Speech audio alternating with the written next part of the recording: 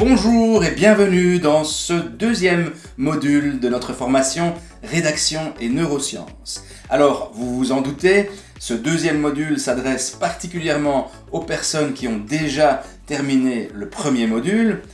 Toutefois, nous n'avons pas voulu fermer les portes, c'est-à-dire que si vous êtes rédacteur ou rédactrice, de préférence avec un petit peu d'expérience dans le métier, et que le programme de ce deuxième module vous intéresse particulièrement, vous pouvez vous inscrire sans forcément avoir terminé le premier module. Je voudrais quand même vous préciser que dans le premier module, on prend le temps de poser des repères sur les neurosciences, la géographie du cerveau, et que tout cela, on ne va pas le refaire ici.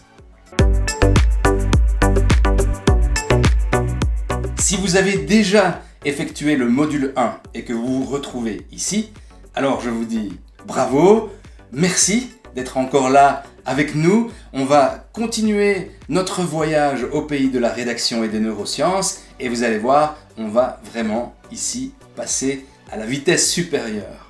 Ici, c'est la perspective qui va changer. Dans la première partie de notre formation, nous nous étions concentrés essentiellement sur le cerveau du lecteur.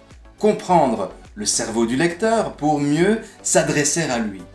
Dans cette seconde partie de la formation, nous allons étudier ce qui se passe dans le cerveau du rédacteur. Que se passe-t-il dans notre cerveau lorsque nous écrivons? Et comment utiliser au mieux les ressources conscientes et inconscientes de notre extraordinaire machine cérébrale? La première leçon de ce deuxième module, qui est en fait la 9e leçon du parcours complet Rédaction et Neurosciences, elle va nous amener à nous concentrer sur une notion clé qui est l'intention de rédaction. L'intention de rédaction. C'est vrai que la plupart du temps, quand on rédige un article, en tout cas ça a été mon cas pendant des années, lorsque je rédigeais un article, j'avais bien sûr une idée du sujet sur lequel je m'apprêtais à rédiger, j'avais en général une idée plus ou moins claire de l'audience, des personnes à qui je m'adresse, mais vous allez voir que l'intention de rédaction, ça va encore beaucoup plus loin. Dans l'intention de rédaction, il y a une énergie, il y a une posture émotionnelle, il y a une ambition, l'ambition d'un impact, d'un effet sur le lecteur. Et vous allez voir qu'à l'issue de ce chapitre, il est probable que vous n'entamiez plus jamais la rédaction d'un article de la même manière. En tout cas, les témoignages que nous avons reçus par rapport à cette leçon sont particulièrement positifs. Nous allons explorer nos ressources inconscientes. L'inconscient, c'est très important quand on parle du cerveau. Et vous verrez que les neuroscientifiques définissent l'inconscient de manière très différente de ce à quoi on a eu l'habitude, par exemple, venant de l'univers de la psychanalyse. L'inconscient, en termes d'activité cérébrale, c'est très important. Notre activité consciente, c'est un Playmobil à côté de l'activité inconsciente qui ferait l'équivalent de 200 fois la tour Eiffel. L'inconscient, pour le rédacteur ou la rédactrice que vous êtes, il est très important parce que c'est lui qui nous amène la créativité, l'inspiration. Le but de ce chapitre, c'est que nous soyons capables de faire appel à ces extraordinaires ressources inconscientes que nous possédons, faire de notre inconscient un allié. Dans la leçon suivante, nous nous concentrerons au contraire sur le conscient. Comment rédiger en pleine conscience? Comment faire collaborer le conscient et l'inconscient? Ça, vous verrez, c'est vraiment une clé pour le rédacteur ou la rédactrice. Et puis, au cours de ce chapitre, nous verrons quelque chose qui a énormément plu aux premiers participants parce que c'est très concret. Nous verrons différentes manières de relire vos textes en pleine conscience.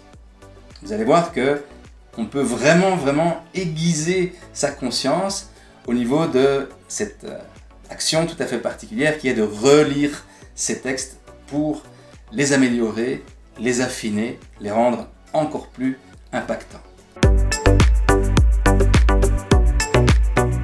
Dans la leçon suivante, nous allons nous intéresser aux peurs et aux blocages susceptibles d'assaillir le rédacteur ou la rédactrice.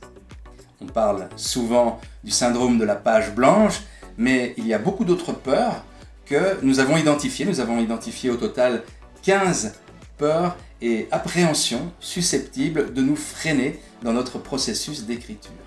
Et bien entendu, pour chaque peur, il y a des solutions.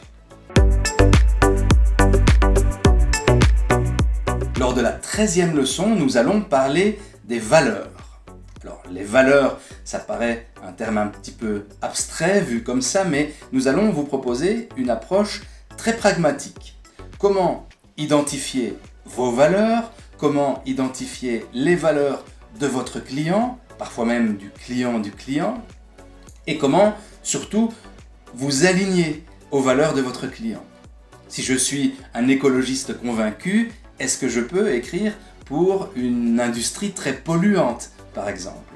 Nous allons aborder cette question de manière nuancée, donc pas en noir ou blanc, mais plutôt en faisant différents scénarios avec chaque fois des recommandations et des solutions pour chacun des scénarios. Et pour la dernière leçon de ce cursus sur la rédaction et les neurosciences, nous allons explorer une notion qui me tient fort à cœur, c'est la confiance en soi. La confiance en soi, j'en ai fait un ouvrage, tellement je trouve que cette notion est importante, quel que soit le métier, qu'on soit dans le domaine privé ou professionnel. La confiance en soi, quelque part, c'est un amplificateur de vie, un amplificateur de réussite. Et nous allons appliquer cette notion de confiance en soi au métier de la rédaction. Parce que la confiance en soi, finalement, ça se lit entre les lignes de vos textes. La confiance en soi, ça transpire de vos écrits. Voilà pour ce qui est du programme de cette formation. Alors, si vous avez des questions, n'hésitez pas à me contacter. Je vous répondrai avec grand plaisir. Vous pouvez aussi solliciter un échange de vive voix pour que je puisse répondre à toutes vos interrogations, si vous en avez, à propos de ce module de formation. Et autrement, je vous souhaite rendez-vous dans votre prochain cours.